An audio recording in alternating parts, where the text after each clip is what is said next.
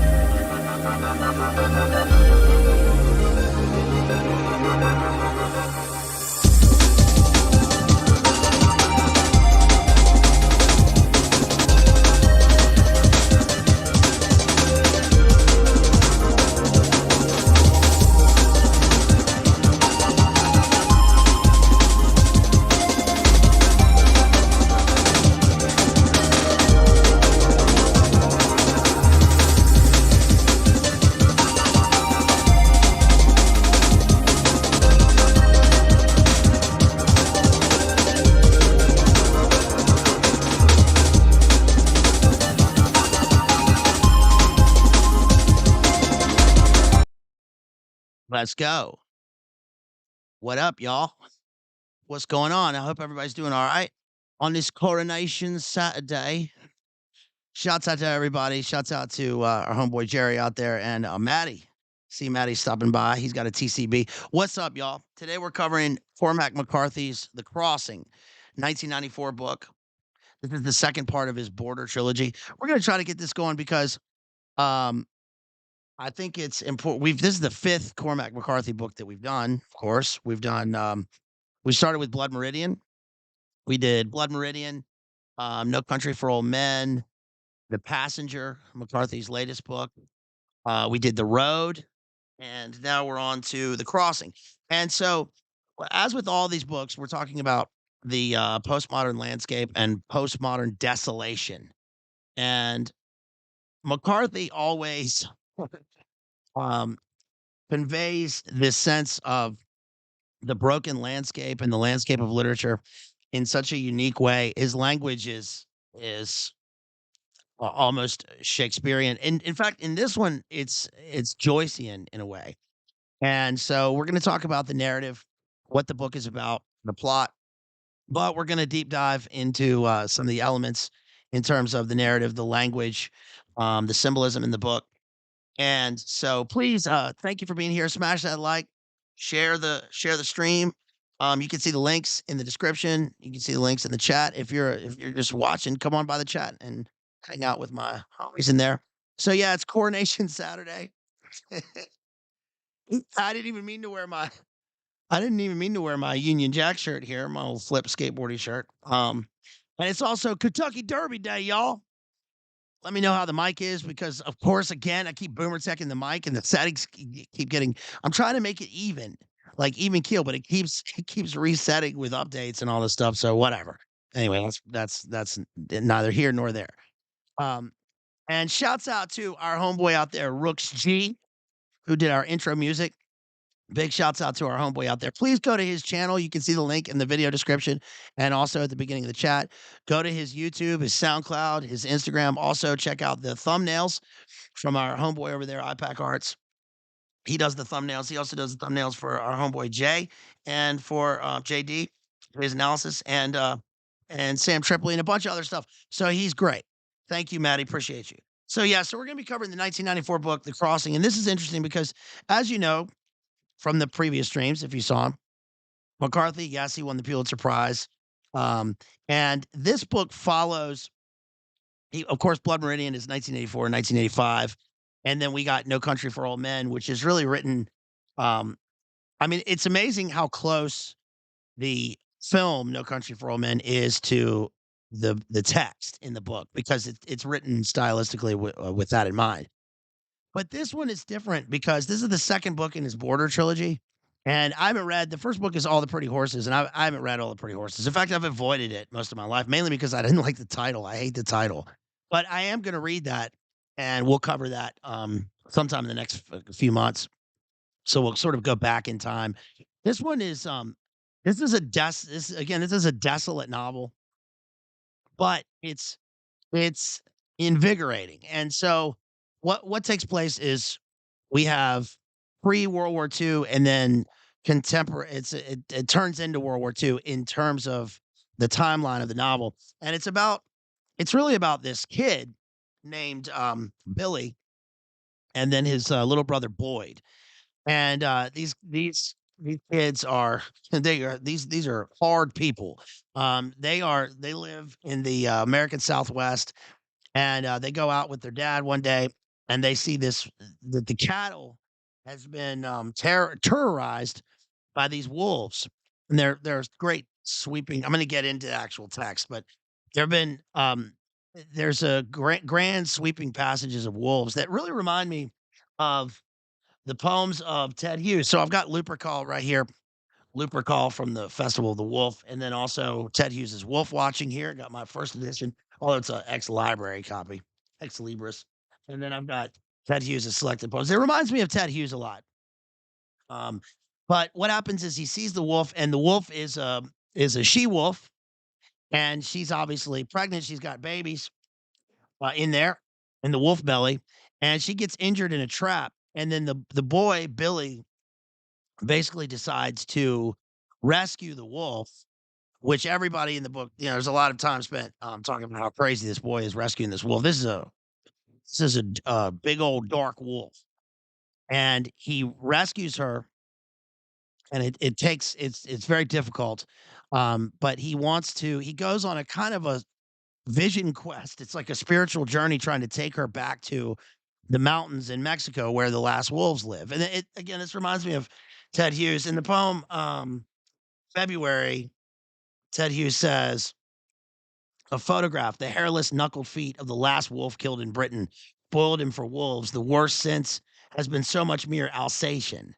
Now it is the dream cries wolf, where these feet print the moonlit doorstep, or run and run through the hush of parkland, bodiless, headless."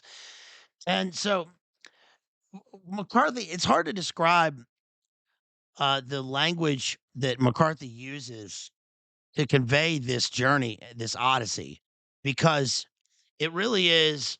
It's almost like it's too cheap to say that it's like dream language, but it is surreal. It's like you're in some sort of other world, like you're in the outer dark, right? And so the odyssey that takes place is like some sort of medical some sort of metaphysical journey um back to across the border to this other country. There are three border crossings. It's called the crossing, and it's obviously a pun. It works on multiple levels, but um there are three crossings that take place in the novel. One is Billy taking the wolf back to Mexico. The other is Billy and his brother crossing back and forth between the United States and Mexico. And then the last is Billy going to retrieve the body of of his younger brother Boyd. There's a passage of time, and then he's got to retrieve the body and then get back home. And then he basically what happens is he takes the wolf back to Mexico, and he gets stopped by a town, these townsfolk, and the wolf gets taken from him. Now they're obviously hints of Jack London in this. There's like Jack London, there's William Faulkner, there's Homer, it's Homeric. And the wolf gets taken from him, and it's pretty difficult to read. But when you're in McCarthy's world that it's going to be violent. And it's going to be this sort of like visceral primordial violence. And so the wolf gets taken from him, and the townspeople they're all terrible. And they confiscate the wolf, and then there's like this fair, this sort of weird kind of circus like show that takes place, which is reminiscent of The Passenger. Remember we read The Passenger, and where the schizophrenic sister like sees this almost like commedia dell'arte dumb show in front of her, and she's met with these like weird sort of spiritual archetypes, sort of almost Jungian archetypes, but they're like demons talking to her. You'll have to go back and watch the passenger analysis. But it's sort of the same thing. There's also the element in the book where we deal with twins. So Billy and Boyd aren't twins. Billy Parham. They're not twins, but that's his younger brother. But we do learn later on in the book that Billy had a female twin, and that's the same as in The Passenger. We also, I get like self illusions, but it's like we're in the same world as Blood Meridian because Billy reminds me of the kid in Blood Meridian at times, and there is a Judge Holden character that pops up who is in one of the war stories, which is really hardcore. It's really strange. But he's not named Judge Holden, but he seems like this giant globular demiurge character who sucks the eyeballs out of this guy's skull, and blinds him. And then we have this Tiresias character who pops up, like because we're in the wasteland, we're in the postmodern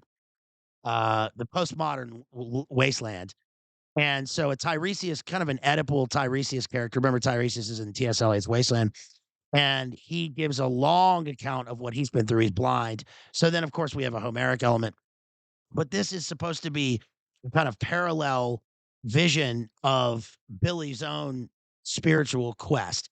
And all that happens, and suffice to say, what that means is what I got from the book is that, um, just like in the Yeatsian allusion to this is No Country for Old Men, sailing to Byzantium, we get the fact that there are 2 countries that border one another, and there's this kind of, uh, like, there's a transgression of ideals, and then there's a transversal of territory, but none of that matters because it matters in the sense of, like, the logistics of it, but it doesn't matter in the sense of the themes of the book because really what it shows is that Billy is, uh, becoming a man unto his own country, and his own country is sort of the Hamlet undiscovered country. Now, in Shakespeare, the undiscovered country from which no traveler returns, right, is death. But in this, it's like he exists in this sort of third world that's like a middle world between life and death, and we can't really tell what's real and what's reality and what's dream. Now that may sound like it's cheap because that becomes a trope in literature and in film, in art. I mean, it's kind of an archetypal, journey in art, but it's not cheap. It's really it really the story really brings you along on its wave. And so I'm not doing a criticism of the book in terms of like I'm not reviewing the book. I'm going to try and discuss why my opinions that I just stated are my opinions based in the text and discuss what that means in terms of how it's relevant now, why it's relevant, how it's relevant, and what this means for post modernity, Great Reset era, obviously, and some of the allusions in the text. Later on, uh, what happens is after the wolf gets taken, the people in the town, that they're gonna do a Jack London thing, and they're gonna try and make the wolf fight in a dogfight. It's terrible. And that happens. And there's really it's so frustrating because there's not much Billy can do because he's like 15. But he's made it all this way on his own, and he just left his house and he just took the wolf and went down south. So it's almost like this couldn't really exist now, but it does exist in the mind. And so so he eventually goes in and he sees that they've pitted the wolf against these dogs, and the wolf is winning. Obviously, this is like the most alpha wolf. Um, and she's the Romulus and Remus she wolf because she's feeding Billy with human experience and for his future. Not literally feeding him, but sort of figuratively feeding him. And so then we have, of course, what happens in Romulus and Remus. Well, one of them dies, right? And of course, the Remus character, the Boyd character, is going to die. Not in the same sense as in the mythology, but he's going to die in a sort of a weird stick up gunfight. Um, Billy is going to go in and he sees the wolf suffering after they made him fight, and he shoots the wolf. It's like, why didn't you just point that thing at the people making him do it, right? Why didn't he point it at the townspeople? Anyway, I can't say too much about that, but he does, and he kills the wolf, and then he goes off, and then he's with his brother Boyd. They get there's a kind of a stick up that they get out of. Billy ends up following this sort of Dulcinea uh, gypsy character that he sees bathing in the woods of Venus. He sees Venus essentially in the woods and goes off to follow her. Makes his way back to back home across the border.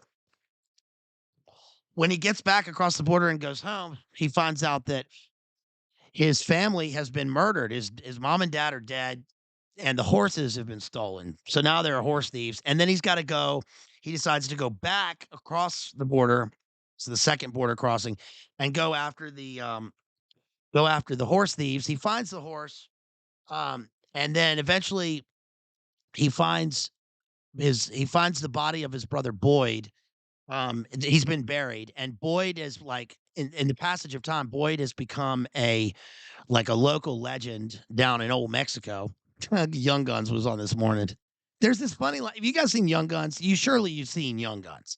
And that's weird because that's the second time Young Guns has popped up randomly. I mean, I know I brought it up this time, but randomly, because it was on the Boomer TV this morning, and then somebody was talking about Young Guns 2 to me this week, and I was saying Young Guns 2, which my memory of Young Guns 2 is that my mom took me to Sam Goody Music Land, and I bought the cassette tape soundtrack the day it came out, and like there was something about this tape that was like, I just remember sitting in the back of the car and just looking at this tape and being like, "This is so cool."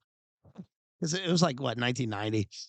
And it was just the picture on the front was cool, and, it had like the Bon Jovi soundtrack or whatever. Um, and when I was 10, I liked Bon Jovi. And, so so anyway, Young Guns was on, and there's a scene in Young Guns where Terry O'Quinn, who would play Locke in the show Lost, you remember? He's in Young Guns, and he plays, Sweeney, in the movie, and they gotta go back. Pat Garrett has told him that they gotta go back and, because he's gonna be arrested, by Jack Palance. "You, my number one, die." Remember Jack Palance?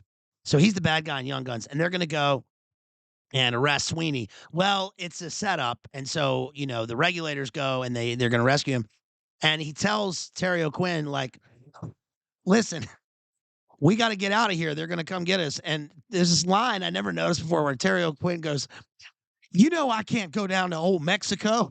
Why does he call it that? It's very odd in the movie. You have to see it to know what I'm talking about. You're probably thinking it's not that funny, but it is funny when you watch it. Um, Shouts out to, Anton out there for that $2 super chat, who gave me a shout out to 10-year-old me. Yeah, it's funny because I remember when I was doing that, it came out, the cassette came out. I got it, then we picked up, then we went and carpooled and picked up one of my friends, and then I had to go to choir practice. So many things going on in 1990. Um, and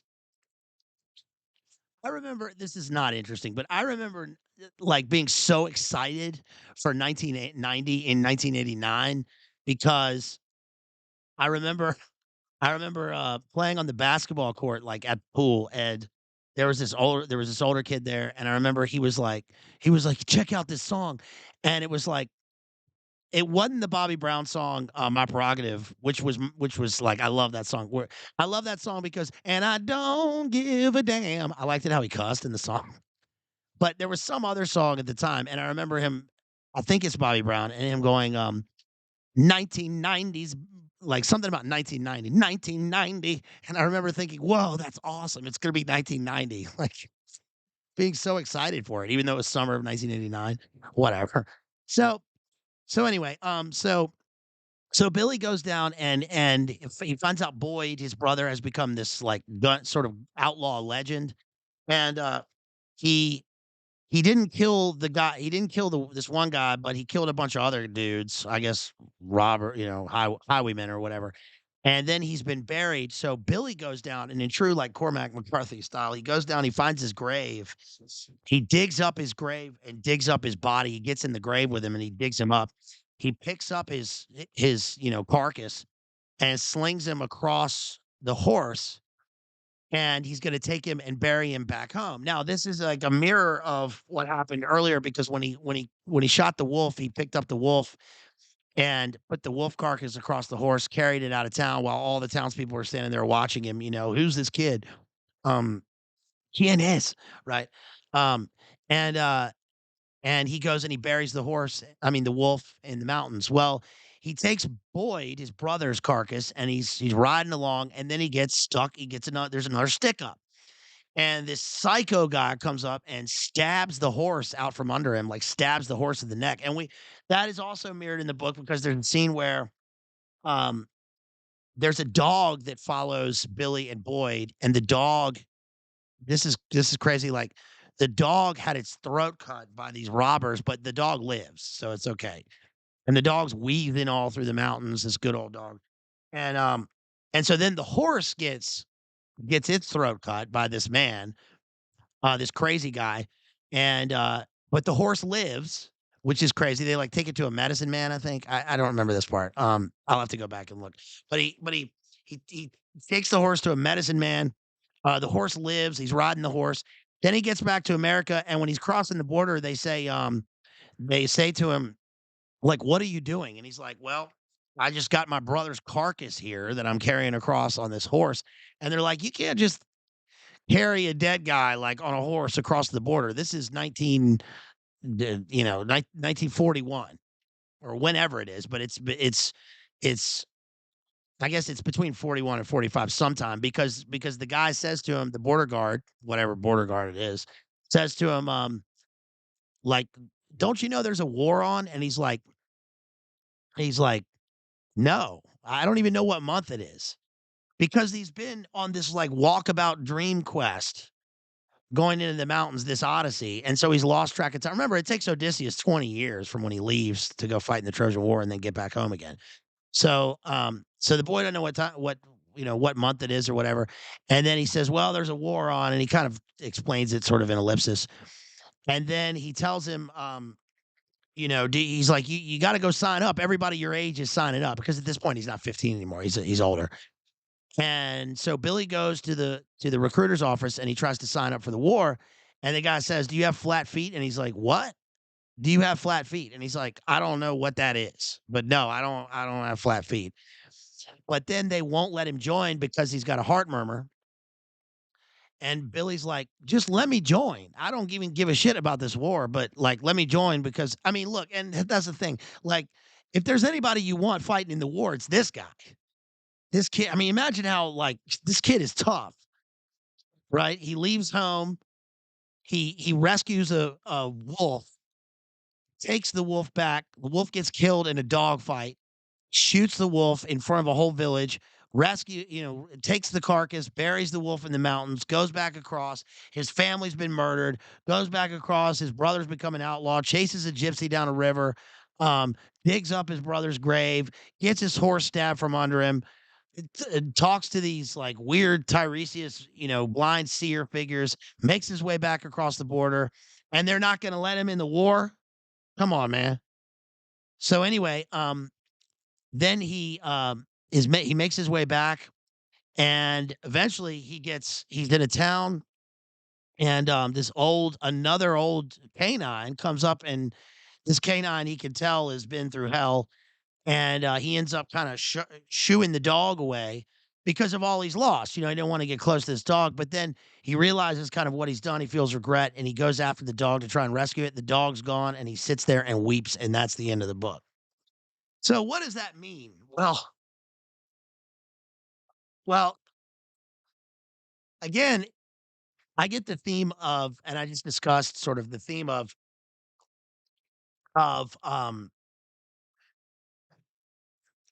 the theme of there's this kid has no country. The transnational border, the border doesn't mean anything because they exist in this sort of other world prior to it's interesting because it's a postmodern book, but it's set in the pre-postmodern period because it's prior to the big bomb, right?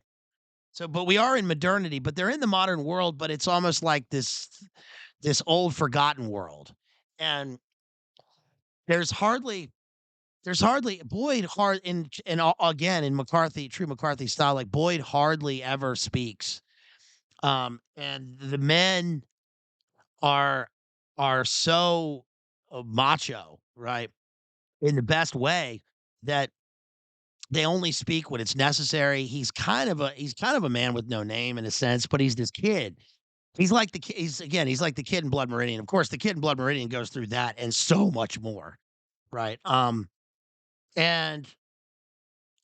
I think that this is saying a number of things. I mean, it's it's talking about the book is showing us the way that the primordial world affects our world, and that we're obviously supposed to see the outer elements. A lot of times in these types of books, it's the environment, it's the physical locus and the weather and the topography. and the ambiance that is kind of a character in itself. Remember with Wuthering Heights or King Lear.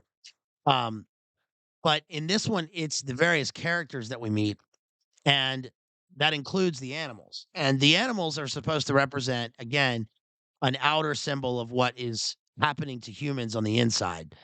And a lot of the book is contains philosophical and explicitly philosophical and religious language. But my problem with it is that, and he does this purposely. My problem with it is that a lot of McCarthy's books are about, like I've said, with all literature and with all art, are about questioning, our relationship with God and our relationship with each other. Who are we? Why are we here? And how are we to get along while we're here? But the conclusions that they come to are so disappointing every time because everything that they go through is hardship and brokenness, and it becomes this sort of proto-gnostic journey where the people they feel like the world has been created for war, destruction, and death, and they have to kind of, if they go far enough, they can break on through to the other side and enter this sort of break out of the cave and enter this platonic world of forms. Um, but they never stop to think. Well, they do stop to think about it, but they never consider that the world is so shitty for them because of the things that they do and the people that they surround themselves with, and in the hardness of the country. There's no sort of deliverance, and that's all they have to do and all they have to ask for, but they don't. And not just in their verbal, in their verbal talking or in their dialogue, but even in their interior monologues.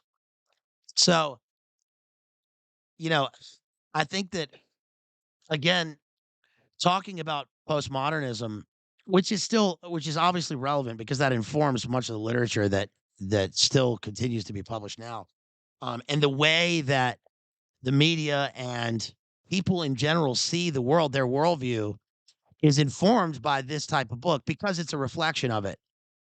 And it's so disappointing because, I mean, look, we live in a fallen world and life is hard, right? And it's especially hard for people like these characters in the book. But there's no sort of, like, they're just looking for the reckoning, like they say, right? Like they say in Tombstone, remember? Um, oh, make no mistake. What does he say? It's not what he's after, it's the reckoning. Right, talking about Johnny Ringo. We should do a Tombstone analysis. Maybe we'll do that with DPH. I mean, I know he mentioned that in the last stream. Oh, by the way, shouts out to DPH, Church of the Eternal Logos, our homeboy David Patrick Harry, who is in Germany right now. So hope he's having a good trip. And I'll let him fill you in on all the details when he gets back and all that. Um, but suffice it to say, this is a good trip, and he's going to come back the same man, but a changed man.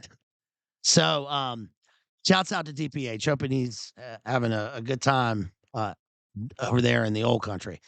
So, I just want to take you through some passages here. Again, if you want to support me, I could always use it. Please like and share the stream. We got JD coming up on Tuesday. Jay and I are going to be covering the 1976 movie Network and the screenplay by Patty Chayefsky. So that's it. You guys, I think you're really going to like this. I hope so, because first of all, if you've seen Network, what a, what an amazing film. I won't talk about it too much because I'm going to do it on that stream. But it is a sweeping screenplay, and the film is perfect in many ways. There is one thing about it that's not perfect, and the screenwriter himself, Patty, brought this up, and that's the sort of lack of resolution. But again, you can't count on the author or the artist's notion of what the resolution is in the book because they just made it. We go through this all the time. How it's kind of misleading to ask the author what their work means. And in fact, I would argue with the if he were alive, I would argue with the author himself that the resolution in the story is that what has come to pass is exactly what is predicted in the movie, and the lack of a resolution is purposeful because it's chaotic. which is kind of the way that this book is, right? Things aren't tied up neatly in a little bow. And in many ways in life, that's a reflection of how life is. But that's why literature works on a literal and figurative meaning, and the figurative and the subtext and the symbolic meaning tends to um, guide what the book is about in a much more significant way than the literal events. So, so we'll get into that on Tuesday. Hope you guys can be here on Tuesday for that. That's going to be a good one. Um, yes, and again, please support me if you can. I really could use the support. So let's talk about some of the passages in the book. I mean, I think that this is not it doesn't really matter, but this is not my favorite Cormac McCarthy book. My favorite that we've read so far is Blood Meridian. It is so dense. It's such a dense work where, when you're annotating the book, you want to stop at every word. Every word is measured. And I think that, I think that when critics of a book like this, where they go wrong is that they assume that some of the, stylistic choices are not choices, right? They think that it can be sloppy writing, for instance, which is a cheap thing to level at a book like this. I think that it's the sloppiness is overwhelms the average critic because they can't understand that the sloppiness is just an outward symbol of the chaos that's endemic in the book. So the chaos is purposeful. Right, because it's the broken, fragmented, desolate postmodern landscape, including the landscape of the interior of the characters. This is a lot to cover on pretty heavy to cover on a Saturday when the coronation just happened. Did you see the coronation? My only thing about the coronation that I'll mention that annoys me is, like, they keep showing Princess Anne in her Horatio Nelson uniform, and I just don't get that. And I'm not saying I don't get it in a way where I can't understand the pomp and circumstance of the monarchic ritual. I'm saying I don't understand why Princess Anne is in a Horatio Nelson's uniform. That doesn't make sense to me. And I'm well aware and well familiar with with the royal symbolism and the rituals. It just really bothers me. I'm like, what is this?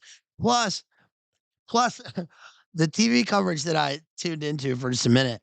Um, it reminded me of, do you remember the meme where they're like, "Oh, we're gonna go fight for your freedoms," and and it's like the army guarding the McDonald's in Baghdad, right? Or then it turns into the meme of, like, the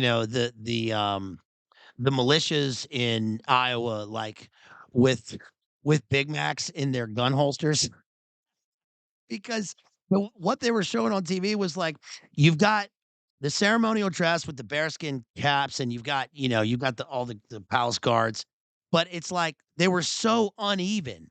Like, this dude is 6 feet tall, and then the next guy is like 4 feet tall, and the next guy is 6.5 feet tall, the next guy is 5 feet tall, and they're just it's like they were thrown together.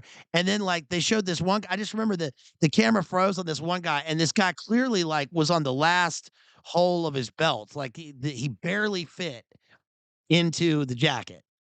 So it's very weird. I've been to the Tower of London, of course, and Buckingham Palace and all that.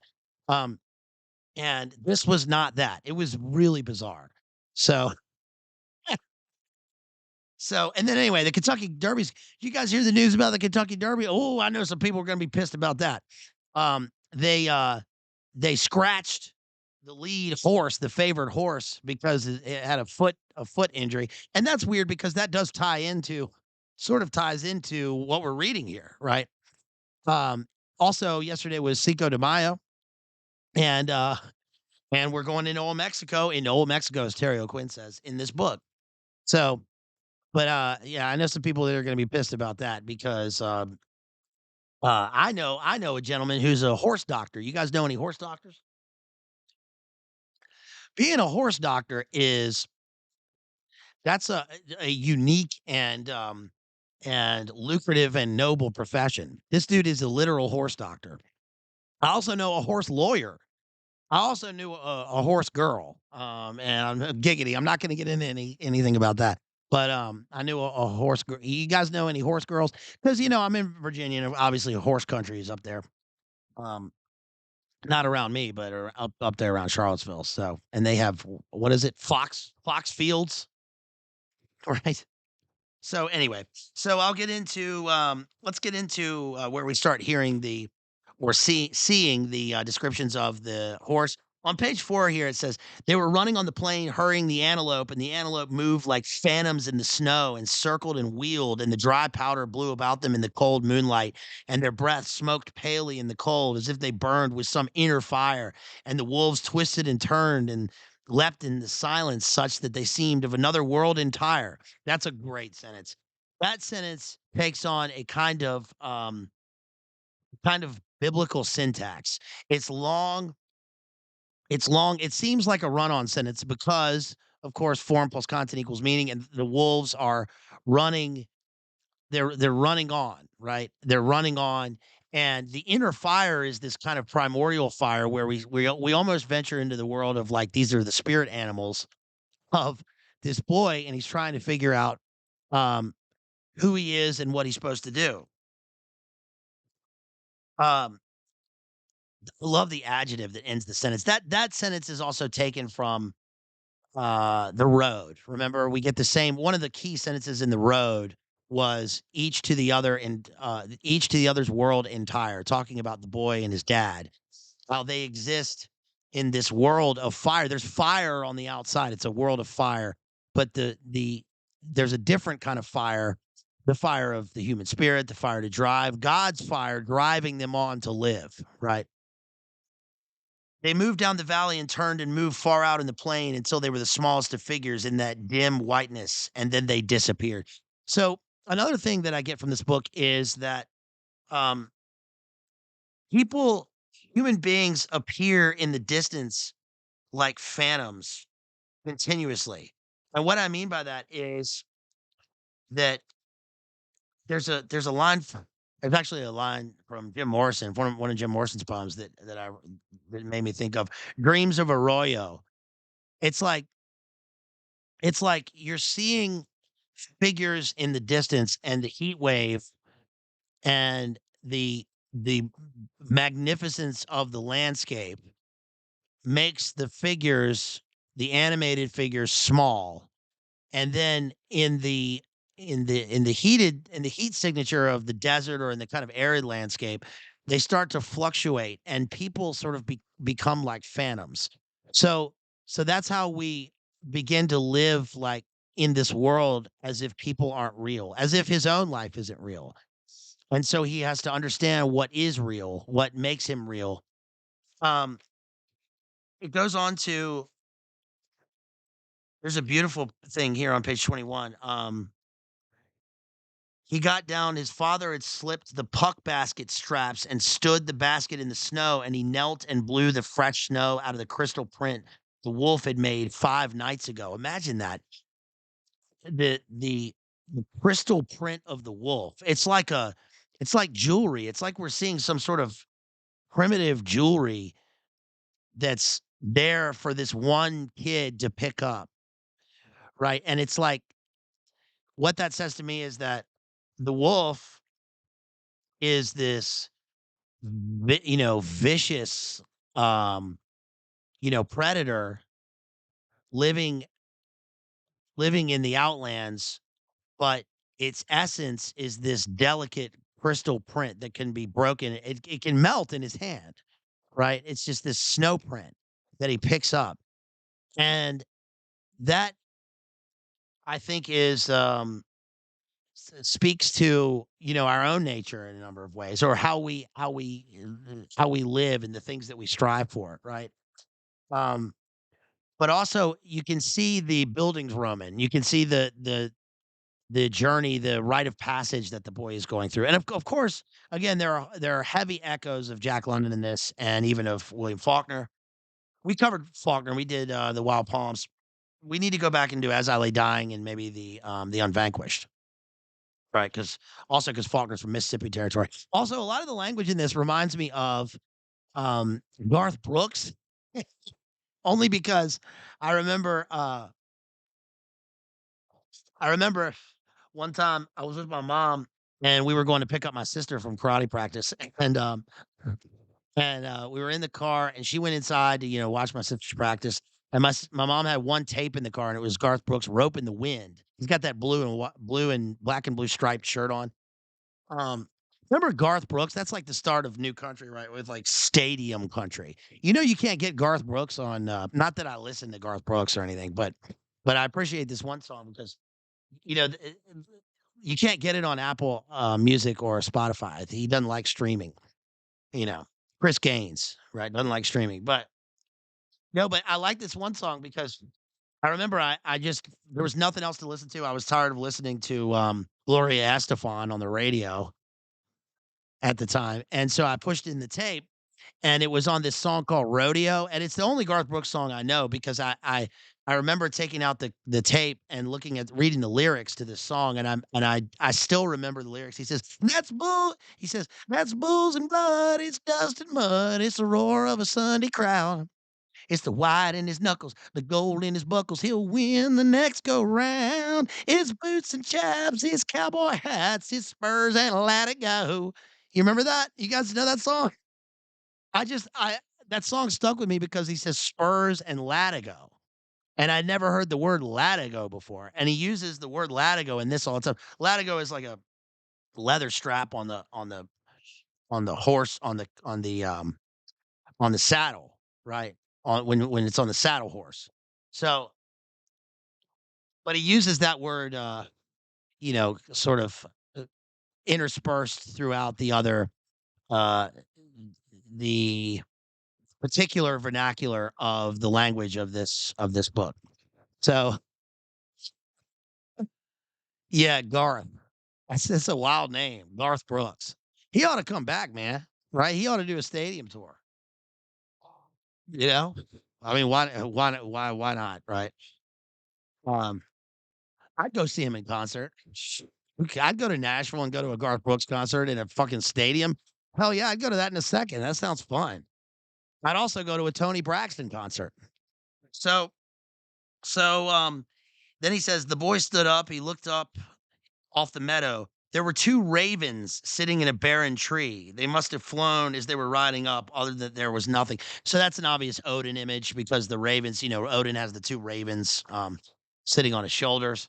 But suffice it to say that that is an image of some sort of um, animalistic omens that are appearing to him.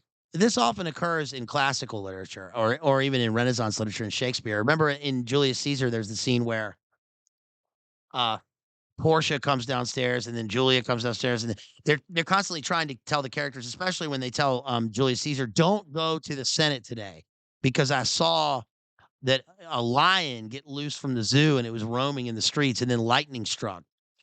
Um, so we often get this, and oftentimes the characters don't listen, right? Um, on page 25, we get the old order, old ceremonies, old protocols. This is cool.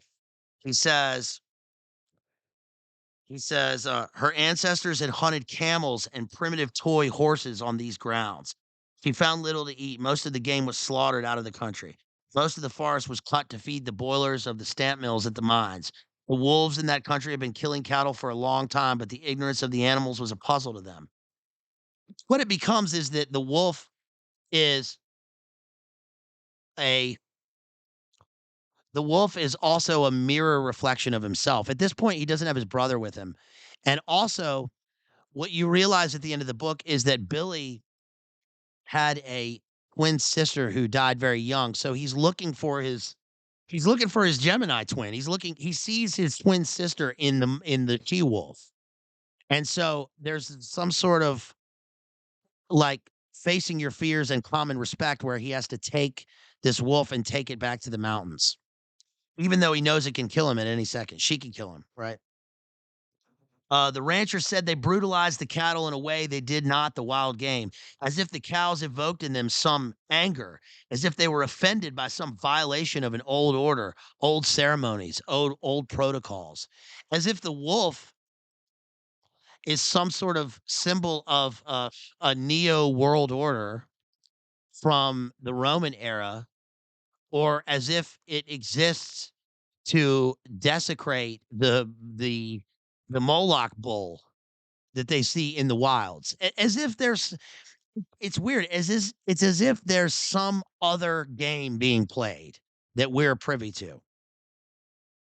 He says, uh she'd eaten little but carrion for 2 weeks, and she wore a haunted look, and she'd found no trace of wolves at all. She ate and rested and ate again. He's tracking this wolf.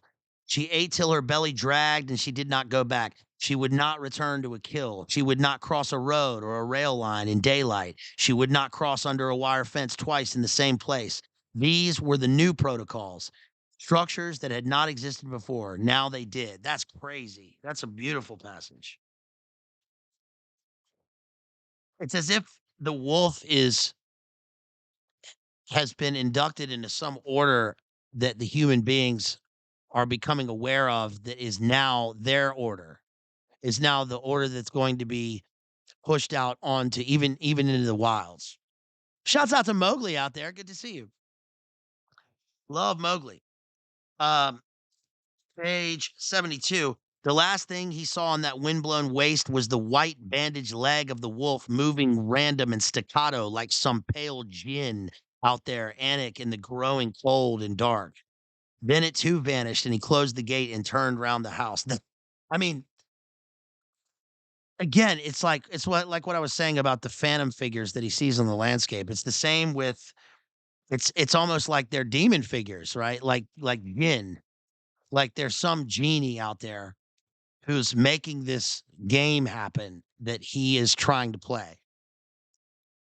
Also, the the kind of exasperated alliteration that you get from that paragraph, right?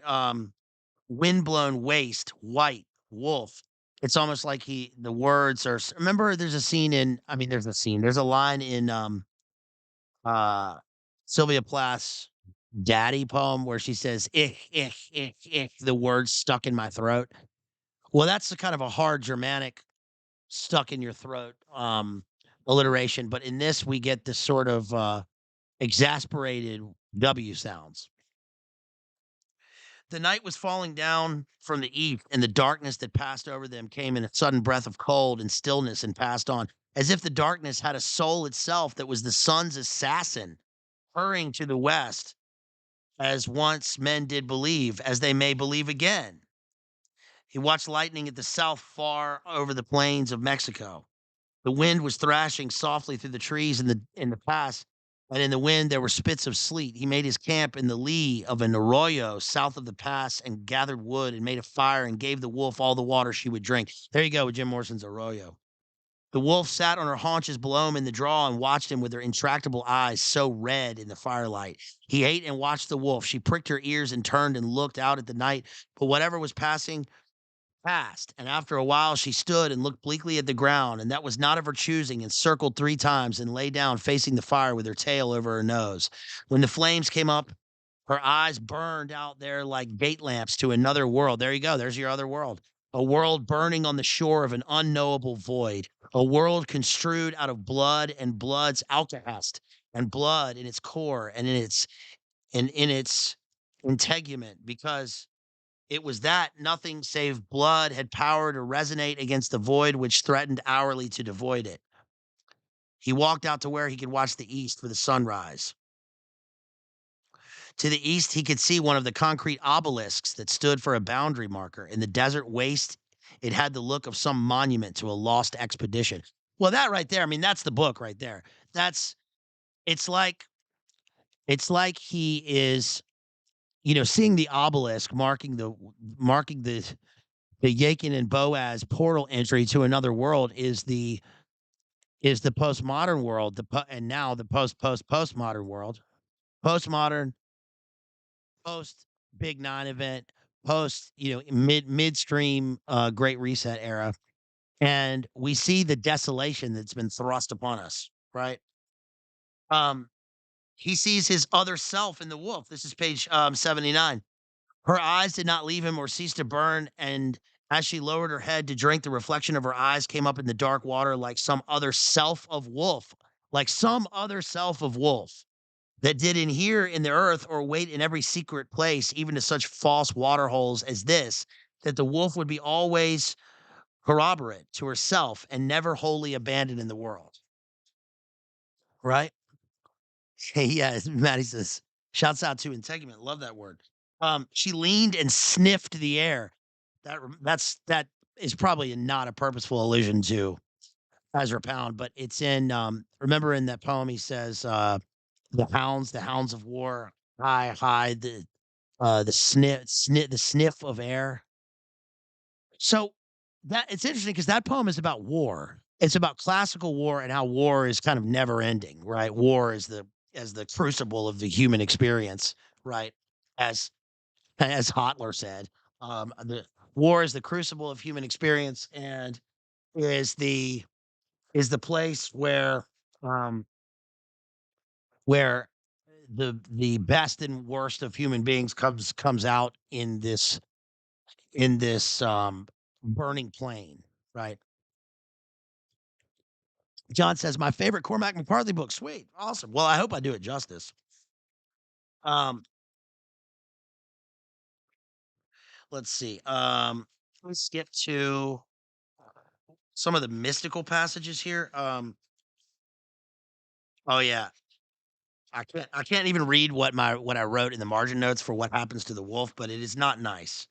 I was real pissed about this. One of the mystical passages occurs on page 22 when he's talking about his dad, going back a little bit here. He held the trap up and eyed the notch in the pan where he backed off one screw and adjusted the trigger. Crouched in the broken shadow with the sun at his back and holding the trap at eye level against the morning sky, he looked to be truing some subtler instrument, astrolabe or sextant, like a man bent at fixing himself some way in the world, bent on trying by arc or chord the space between his being and the world that was, if there be such space, if it be unknowable. He put his hand under the open jaws and tilted the pan slightly with his thumb. That's an almost Ahabian monologue, inner monologue, because we get the way that his dad manipulates the trap like an astrolabe or sextant. It's like he's navigating his way in the world under the burning firmament, as Cormac McCarthy later on says in the book. But this is almost Ahab on the deck of the ship. Remember when he forges the harpoon, and the harpoon is forged like underneath it's below deck, like he's some sort of I don't know.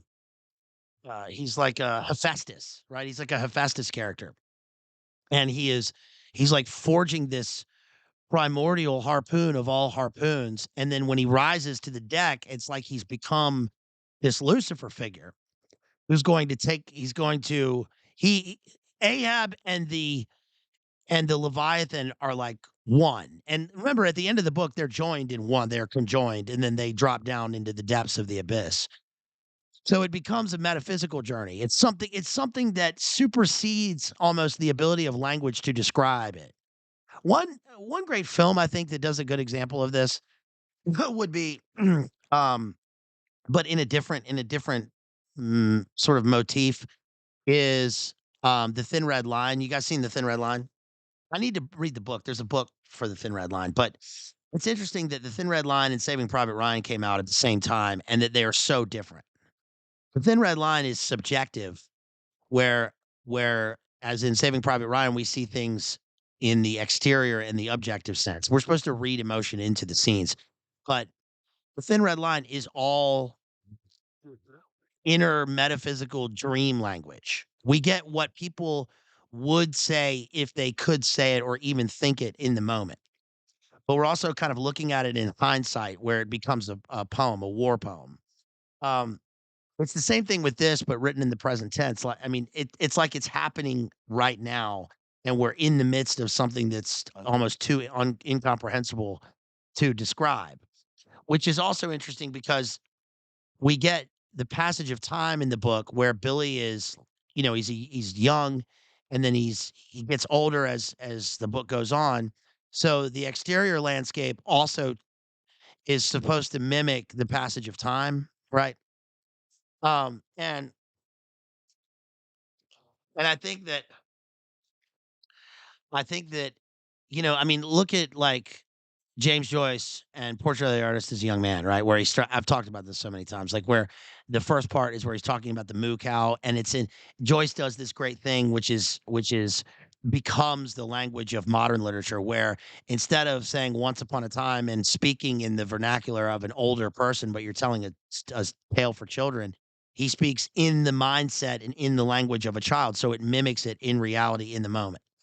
And this is interesting because the way that McCarthy does this is almost it's more subtle than Joyce, because instead of instead of the speaker speaking his interior monologues in the book like a child, the outer events are too incomprehensible for the child's mind to grasp. So instead, we see it in hindsight in the past tense. But the thing that mimics the language of the child is the run-on sentences, right? Or at least the compound complex sentences. We have the opposite in Blood Meridian because remember how Blood Meridian and No Country for Old Men are told, not told, we are shown events through sentence fragments. And so especially Blood Meridian shows us the way that the postmodern worldview and landscape is broken up and fragmented because the sentences themselves and the very like the trains of thought are broken up and fragmented. In this, we have much longer, expansive sentences because even though we're in the same world, in the same universe as Blood Meridian, although it's, 100 years later, we're in the West and we have these wild expanses of territory. Um, in that, it's fragmented because we have the constant threat of supreme violence. Because Blood Meridian is about the the judge's world, right? Judge Holden. It's about Judge Holden's world as this kind of demiurge figure who worships war and death. And in this, we have a character striving for life and with all the possibility of the future and the innocence of childhood. And even when he is broken, we still have the promise of something else because the landscape will give him that. Does that make sense? Um, what'd you say? What'd you say? It's exactly how an English professor would pronounce Johann Schmid, which is just John Smith in English. I don't know what you guys are talking about. Sorry, I'll drop back out of the chat. Um, that passage that I just read on page 22 mimics the burning world and the unknowable shore and the void. And then we get later on the mystical burial of the wolf. Um, he's riding with blood dripping in his tracks. And then we see on page 126, his trousers were stiff with blood. He cradled the wolf in his arms and lowered her to the ground and unfolded the sheet.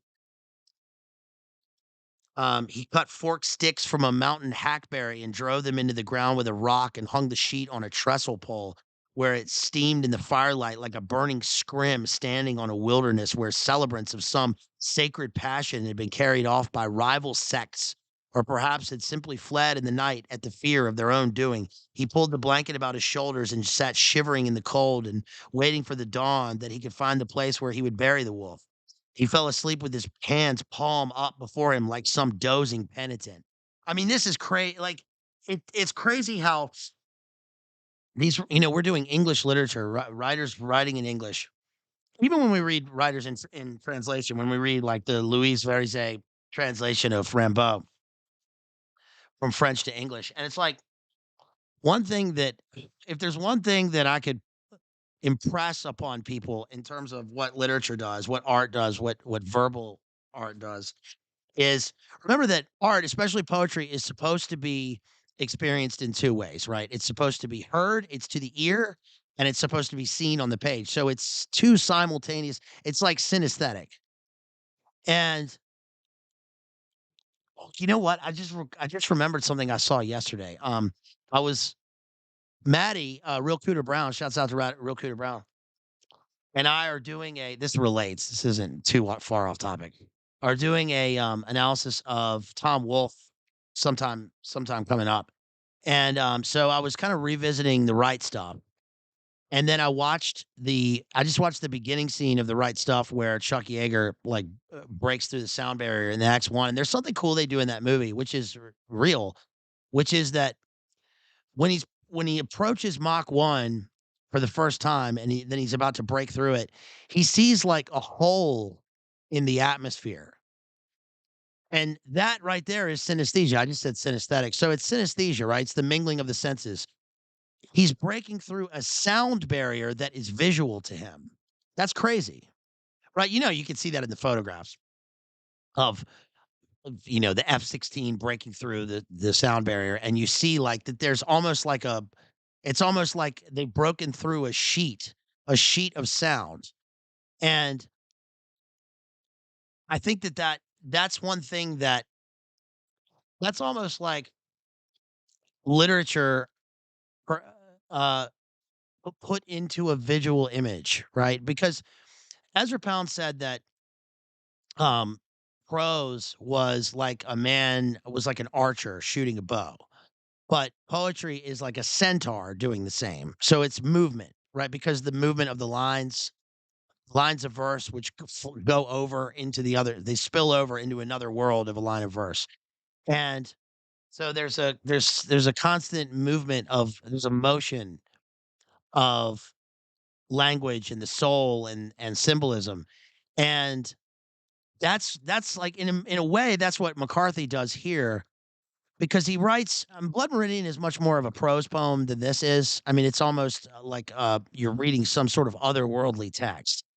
But my point is that I think it's crazy that the great writers are able to express things in, as Coleridge said, the best words in the best order, right?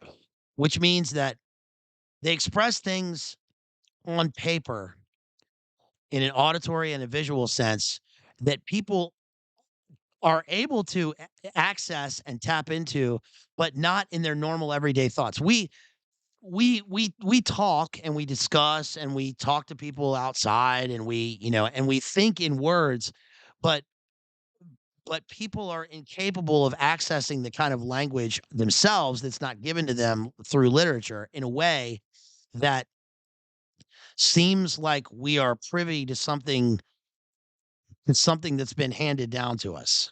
Right. Like a lightning rod, like Ahab with his great monologues in Moby Dick. s- You know, the San Elmo's fire comes down and makes the harpoon glow, and it's something otherworldly that now we see it. Now we're there. That's what language is. That's what literature is. And McCarthy constantly does that. I mean, that really amazes me because just in simple terms, to make this kind of in a simplistic as possible. Like, imagine that you are reading any other book about the Old West, or you're watching any Western. Well, there are things about it that can be transcendent.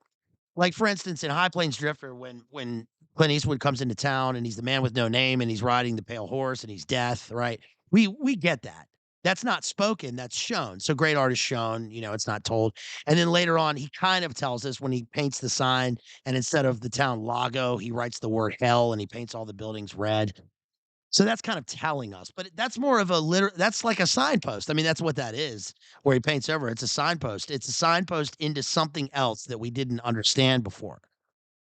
But you never get the language of the West like you do with McCarthy. It's like we took every book and every movie about the Old West and what it represents, and we put it into one story or one book or one paragraph or even one word. And now we understand all those other things. It took all those other things, and we still didn't get what we get from this book.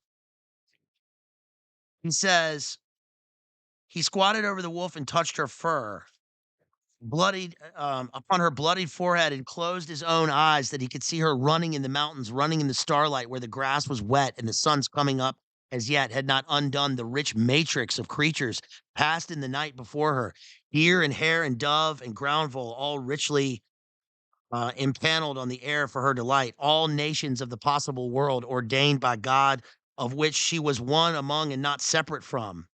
Where she ran, the cries of the coyotes clapped shut as if a door had closed upon them and all was fear and marvel. He took up her stiff head out of the leaves and held it, or he reached to hold what cannot be held, what already ran among the mountains at once terrible and of a great beauty, a terrible beauty, as Yeats says, right? Like flowers that feed on flesh, what blood and bone are made of, but can themselves not make on any altar, nor by any wound of war, what we may well believe has power to cut and shape and hollow out the dark form of the world. Surely, if wind can, if rain can, but which cannot be held, never be held, and is no flower, but is swift and is a huntress, and the wind itself is in terror of it, and the world cannot lose it. Holy fuck.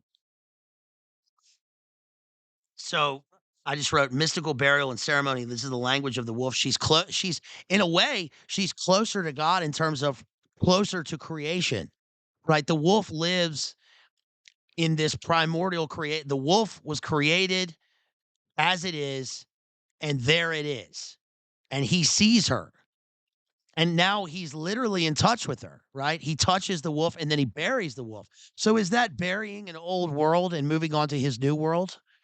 Is that the old world in terms of the way the world's changing into a postmodern landscape? I guess I would say so. Um,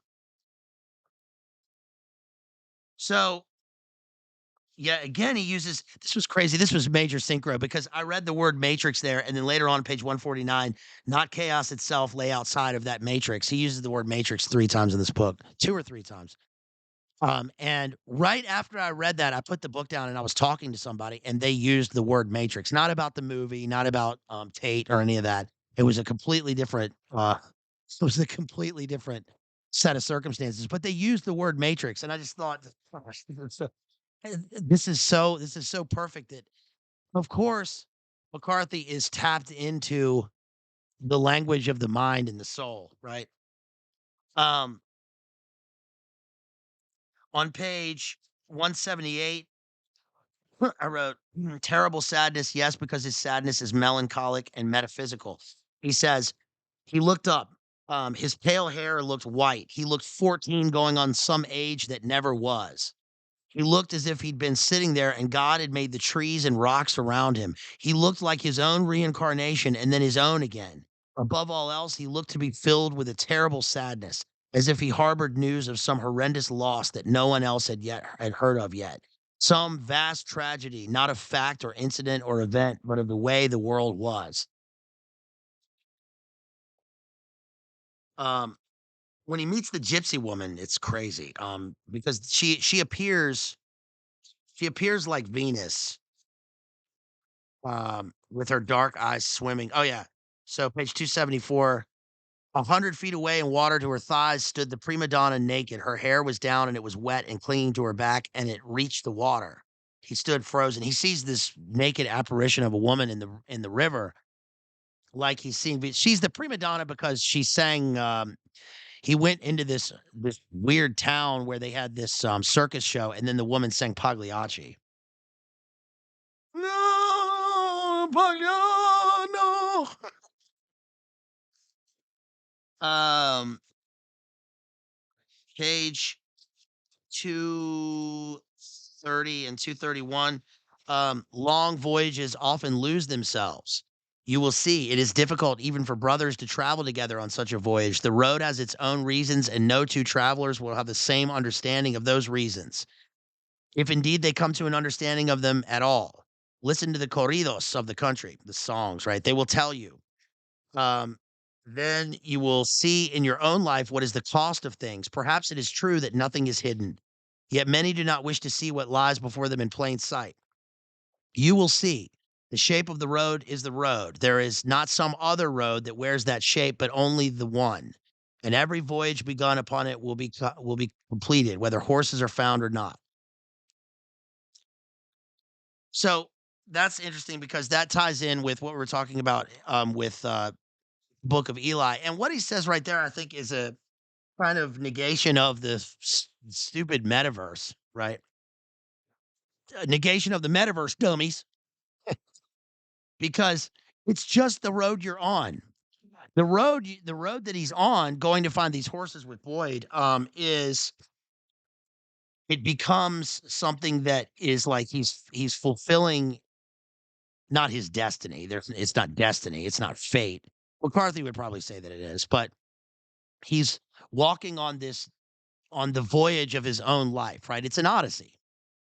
And that is going to lead him to figure out who he is. But there's no other possibility of any other roads that he could have taken. There's no other possibility. If he had done this, if he had done that, none of those things matter because this is what he's doing. He can change the way that he does things for the future, or he could repent, right? Or he could pray about what he should have done and what he could have done, and hopefully that changes him for the future. But regardless, there's still no other he can't go into the metaverse and change the road that he's on. There's just this road. And the road has taken him through um these the terrifying beauty of the things that he's experienced. Now that might bring up some sort of Blakean innocence versus experience, which is an interesting thing to contemplate. I think Blake plays a significant role within McCarthy in terms of its kind of prerequisite, right? In terms of understanding the context of the kind of Gnostic journey that he's on. Um, and in a weird sense, like there is a mingling of youth and old age within this character. I mean, he's young, right? Even when he's a little older, he's still young, especially compared to the other characters that he comes across. But there has to be this time when innocence and experience when one crosses over in terms of the Bildungsroman, right? The rite of passage. He's on a rite of passage. So it's a physical rite of passage that is kind of manifested from his interior rite of passage, if that makes sense. So this is what analysis is. If you're watching this and you're going, why is he going on so long? Why is he I don't know, maybe somebody would say that, and that's fine. But that's what deconstruction and, explication is in terms of a work of literature. How can you understand it unless you think the things out? He says, let's see, I'm gonna skip that part. Let's go to oh yeah, she is later literally called Venus, and then we get Venus the planet. So it becomes almost an astral journey on page 273.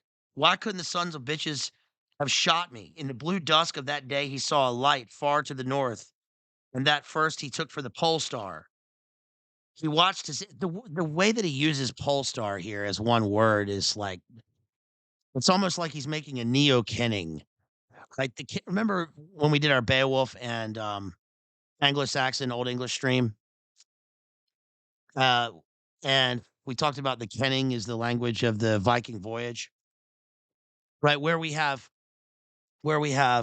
instead of long strings of sentences, especially like we have now, we we synthesize language into a two-word phrase separated by a dash, and then McCarthy kind of takes that further and makes it a single word.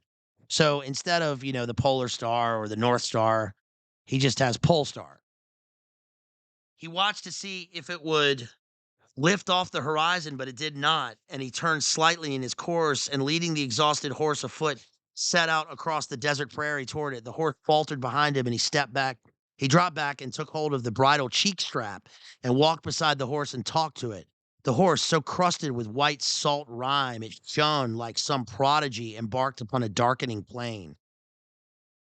When he'd said all he knew to say, he told it stories. He told it stories in Spanish that his grandmother had told him as a child, and when he told all of those, he could remember he sang to it. The last thin pairing of the old moon hung over the distant mountains to the west. Venus had moved away. With dark, a gauzy swarm of stars. He could not guess what they were for, so many. He trekked on for another hour and then halted and felt the horse to see that it was dry and swung up into the saddle and rode on. When he looked for the light, it was gone, and he fixed his position by the stars. And after a while, the light appeared again out of the dark cape of desert headland that had obscured it. He quit singing and he tried to think how to pray. Finally, he just prayed to Boyd. Don't be dead, he prayed. You're all I got. I wrote, "Pray to Boyd." Pray for Boyd, come on. But you understand what he's doing here. And we have Tiresias. So Tiresias appears on page 275 by another name. But this is this blind guy he comes across on the Odyssey. I guess he would, well, I was gonna say a cyclopean figure, but that doesn't make sense. He would just be the blind Tiresias, on his kind of Aeneid here. This guy was in the war, and not in World War II. He was in a war down in old Mexico, and he's been blinded. And here's what happened to the guy. This is crazy. The prisoners were given the opportunity to swear oaths of loyalty to the government, and those who would not do so were stood against a wall and shot without ceremony.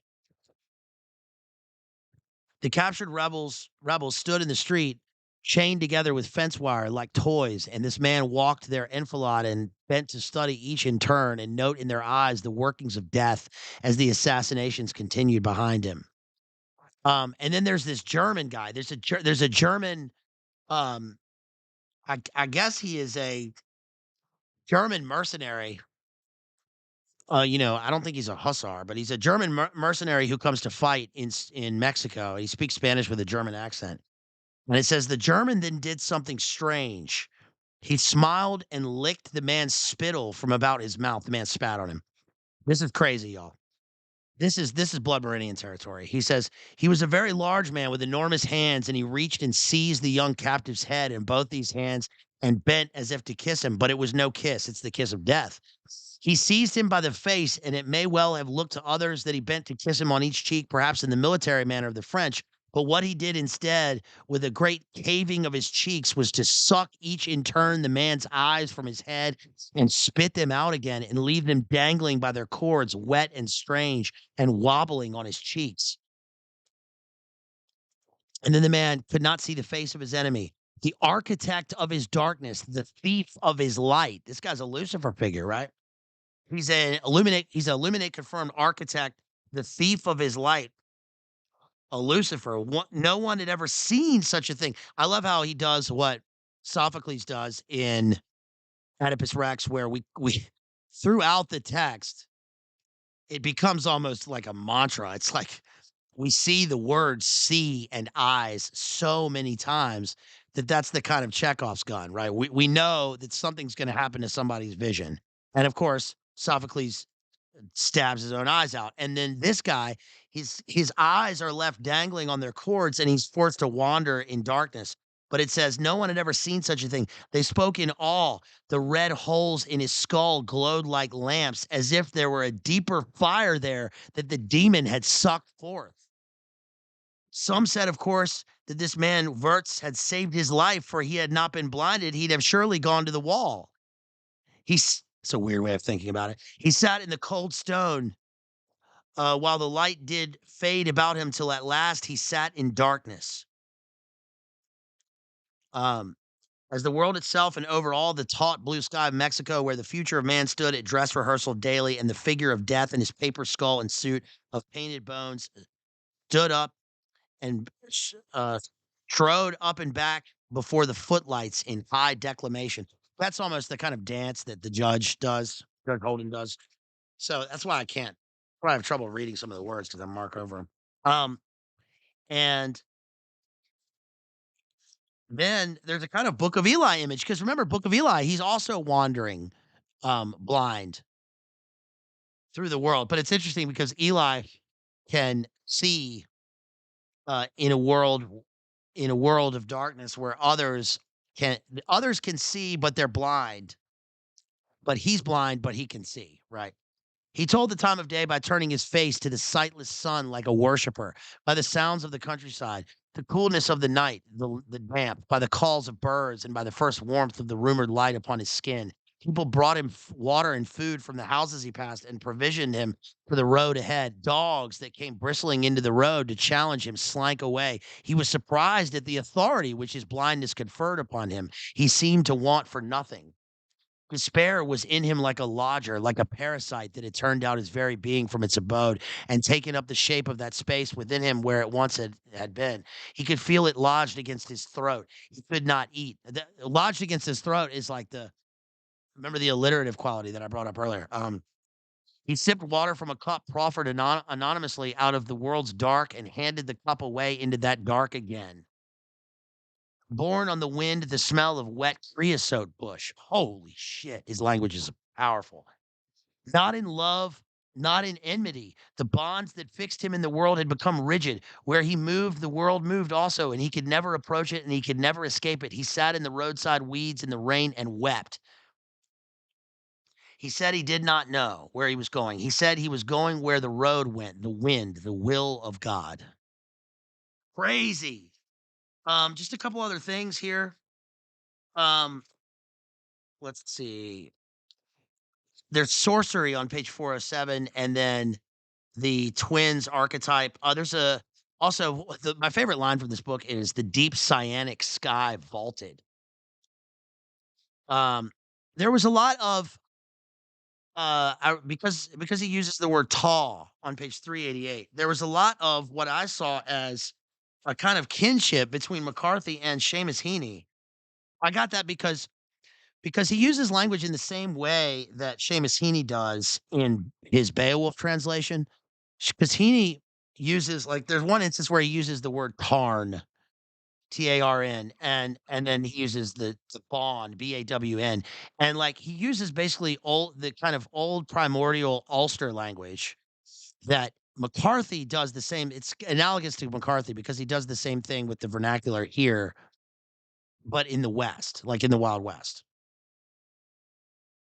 Um, let's see. Again, a raven flies out of the bracken and parried away in the wind, croaking thinly. Bracken is also another Henian word. The desolation of that place was exquisite. It's a terrible beauty. Um, but my other favorite line was, let's see, page 382. He built his fire in some sheltered swale, and at night sometimes he'd walk out over the grasslands and lie in the ground in the world's silence and study the burning firmament above him. He seemed to himself a person with no prior life. And then finally my favorite phrase, which is the title of the stream, um, deep red afterflash. He says, on a certain evening just before dark, he entered into a road and turned and followed it west. The red sun that burned in the broad gap of the mountains before him sloughed out of its form and was slowly sucked away to light all the sky in a deep red afterflash. So you can see that that is mimicked in the way that the man's eyes were sucked out of his skull and they left like the blood almost seemed like the burning coals of some other life. And so the sun, the eye of the sun, at this point looks like the deep red afterflash in some world that he's just been awoken to. So all that being said, like this book is not is obviously not for everyone. This is not the kind of book that you pick up and read like, before you catch the train to New York. Maybe it is. I don't know. But this is like the best of literature. And oftentimes the best of literature, I find people think that it's inaccessible. But what people have to remember about reading in general and about the great works is that there's unity in variety, right? The way that McCarthy and the speakers in McCarthy will look to the outer landscape and then have these long compound complex sentences and then intersperse them with the short simple sentences of thought is the best of literature. It becomes almost like a script from something from the outlands or from the outer dark, right? As McCarthy's books. And we ought to read that. We got to read Outer Dark by McCarthy. Um, Also some other books, again, that this reminds me of would be Ted Hughes's Lupercal. Ted Hughes, when I think of wolves in wolf literature, I think of Ted Hughes, Sylvia Plath's husband, right? Remember Ted Hughes, the poet. Oh, interesting. I just realized this. There is a tie-in with Ted Hughes and what's going on now. Remember, these things are always relevant. That if you didn't know this, Ted Hughes was the poet laureate. And people thought it was interesting when Ted Hughes became the poet laureate. It was still 1998 when he died. He published birthday letters from Sylvia Plath, and he was succeeded by Andrew Motion. I think he's still the poet laureate. Um, I'm not sure, but The poet laureate of England is a lifetime position that is conferred upon you by the Queen or by Chuck the Third, I guess now.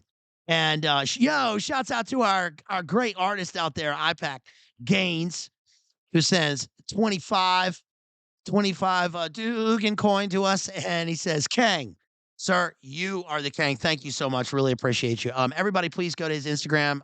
The links are in the video description. He does great artwork, and so we really appreciate him. Also, remember, please go to Rooks G ROOXG, who makes amazing jungle drum and bass. He does our music that we use. And he actually just came out with a new track. It's actually 3 tracks. It's Hyper City. So go to ROXG on YouTube, Instagram, SoundCloud. You guys have SoundCloud? One day, if anyone's interested, I'll share my SoundCloud on here. Maximalism is my SoundCloud name because I think I've done a pretty good job of curating. If you like electro, synthwave, if you like electro or synthwave or electro house or kind of underground music or a French touch or any of that, then I'll drop some of my playlists in there because I've curated some stuff over the past like 15 years that you might be interested in. Shouts out to Jethro out there. But anyways, Ted Hughes was the poet laureate, and people thought that was strange at the time. But being poet laureate is not some. A lot of poets turn it down. And I told you that my friend, mentor, teacher was the poet laureate of Virginia. Of course, there's a poet laureate of America, which is a set term, and I think it's like 2 years. I met uh, um, the big time poet laureate of America, who translated Dante's Inferno. What's his name? He wrote the XYZ poem. Uh, can't remember what's his name. Robert Pinsky. That's it. I just remembered Robert Pinsky. I told you about when I met him, and he's like the one responsible. Like April is poetry month in America. It's because of Shakespeare. April 23rd, 1564 to 1616. But Robert Pinsky wrote that poem XYZ. You guys remember? I saw him read that poem. He recited his own poem after he wrote this book, The Figured Wheel. I saw him do that in 1997 or 1998. I still remember the poem. It's an alphabet poem. So every word is a letter of the alphabet, and there's only one punctuation mark. It's an equal sign. So the poem goes, anybody can die, evidently. Few go happily, irradiating joy, knowledge, love. Many need oblivion, painkillers, quickest respite, sweet time unafflicted, various worlds. X equals your zenith. Still remember that. So Ted Hughes was the poet laureate, and here's my point of the story that I'm now getting to. Yeah, April. That's right, Mowgli. April 23rd. That's right. Shakespeare was baptized April 26th, so they'll assume that his birthday was the 23rd because of a 3-day tradition, especially in the Renaissance. But Ted Hughes was the poet laureate, and in 1984 he wrote a poem called "Rain Charm for the Duchy," which is a poem celebrating the birth of Prince Harry, who was born in 1984. And then today we get Chuck's coronation. So weird little tie in there, right? So yeah. Anyway, Ted Hughes always reminds me of wolves because he wrote lots of poems about wolves. And again, this is his poem February, which is a great poem because this to me is February. The sort of it's not naturalistic. I mean, his writing is occult and esoteric, but this is February in the on the Yorkshire moors. February, the wolf with its belly stitched full of big pebbles, Nibelung wolves, barbed like black pine forest against a red sky over blue snow, or that long grin above the tucked coverlet. None suffice. A photograph. The hairless, knuckled feet of the last wolf killed in Britain spoiled him for wolves. The worst since has been so much mere Alsatian. Now it is the dream cries wolf, where these feet print the moonlit doorstep or run and run through the hush of parkland, bodiless, headless, with small seeming of inconvenience by day to pursue siege all thought. Bring him to an abrupt, pouring stop over engravings of gibbet hung wolves, as at a cage where the scraggy Spanish wolf danced, smiling, brown eyes doggedly begging a ball to be thrown, these feet deprived, disdaining all that are caged or storied or pictured. Through and throughout, the true world search for their vanished head, for the world vanished with the head, the teeth, the quick eyes. Now, lest they choose his head, under severe moons he sits making wolf masks, mouths clamped well onto the world. I mean, that poem is the disappearance of wolves in Britain, and again, the disappearance of the wolf in Mexico, as we see in this book. Nibelung wolves, right? The Nibelungen. So it becomes almost Wagnerian. And then, of course, I've got Ted Hughes's book, Wolf Watching here, which is a great book.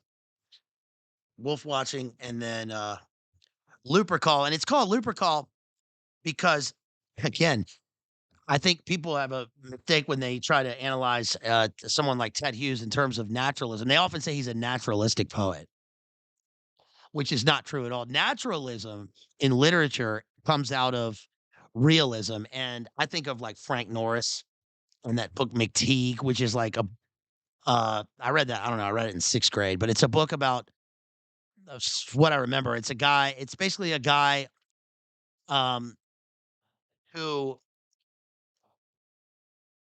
What does Dr. Johnson say? Hunter S. Thompson quotes Dr. Johnson. He who makes a beast of himself gets rid of the pain of being a man. It's a beast man. Basically, he goes through. It's this violent book of him living beast like and murdering, and nothing and nothing means anything or matters. And that, of course, comes out of modernity and the realism, artistic and literary movement, especially prior to World War One, and then World War One throws us into something that's lost, and then of course we have World War Two, and then we have the bomb, and then we have the postmodern world fragmented by the landscape of being able to annihilate and eviscerate all people, all actions, all things with the press of a button in a haze of irradiated light. But all of that can be um, can be is an inverted world where even in Cormac McCarthy, there's a line where he says in this book where he says, um, the white shining light, the white light of the sky, right? The white light of the sun. And that is you know, turning away from darkness into God's light. So, yeah, so yes, let's see if you guys want to support me.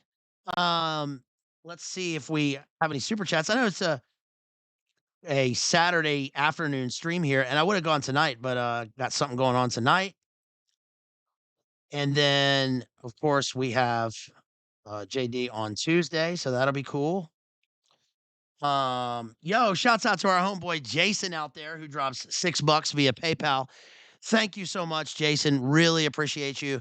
Um, $6 means a lot to me because I'm like everybody else here. I'm waiting to get paid, and got to pay these bills. I got to pay this one bill coming up on Monday, and hardly have enough left for a McD's dollar menu, and I got to put gas in the damn car. I know you all know the rigmarole, right? So thank you for that.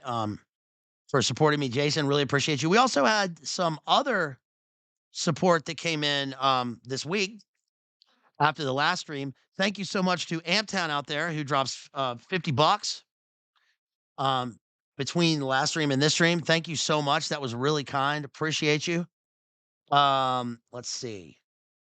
Shouts out to John who dropped $10 via PayPal.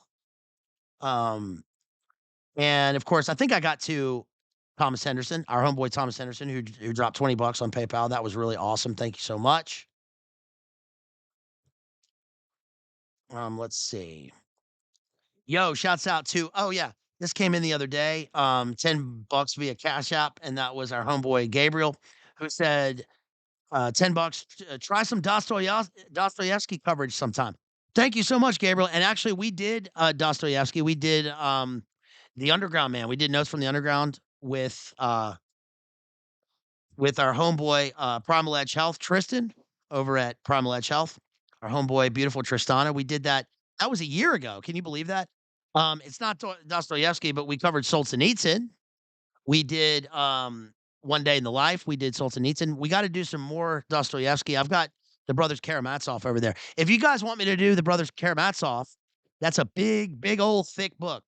And I was thinking if anybody is inclined or wants me to cover that book or something that has been noticeably absent from the stream, in my mind at least, we've covered a lot of postmodern literature because it's relevant, right? It's in the canon. We've covered Bret Easton Ellis, we've done Cormac McCarthy, we've done old Don DeLeo, and I think that one thing that's missing is Thomas Pynchon. We haven't covered Gravity's Rainbow. I got it right up there on one of those shelves.